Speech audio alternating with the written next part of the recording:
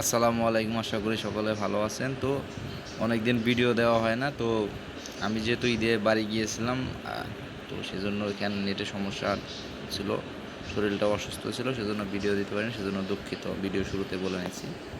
তো আমি চেষ্টা করব এখন থেকে ভিডিও কন্টিনিউ করার। তো আবহাওয়া বা প্রতিকূল অবস্থা বা যেটাই হোক, সেক্ষেত্রে অনেকটা জটিল একটা চ্যানেল পরিচালনা করা। তো সমাজসেবা অধিদপ্তরে যে বিশাল নিয়োগ হয়েছে, তো এটা নিয়ে নতুন করে আর কিছু মানে ভিডিও যেহেতু দেওয়া হয়নি, তো কিছু কথা বলবো। তো এটাতে টোটাল শূন্যপদ ছিল 1485টি। 2 জুন থেকে আবেদন শুরু, সকাল 10টা থেকে 23 জুন 2026 বিকাল 5টা পর্যন্ত। তো আপনারা যে যে পদে আবেদন করবেন সে সুন্দর মতো আবেদন করে নিন।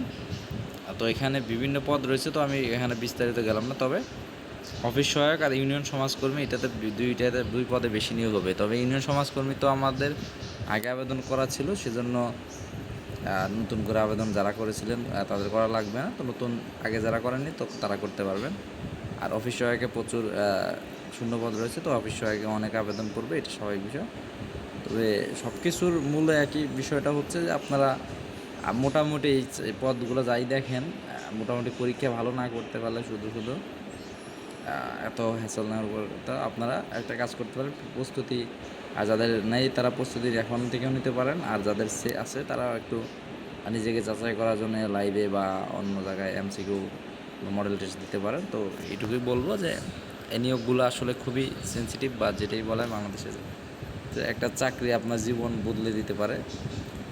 তো সেই ক্ষেত্রে এটা খুবই সিনসিয়ারলি সকলকে বিষয়ে মানে চেষ্টা করতে হবে।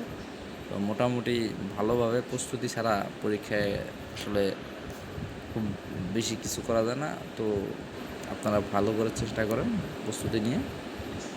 তো এইটুকু বলবো। তো এইরকম বড় নিয়োগ খুব একটা হয় না বর্তমানে, তো সেক্ষেত্রে নিয়োগগুলোকে কাজে লাগান।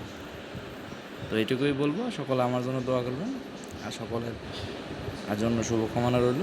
আল্লাহ হাফেজ।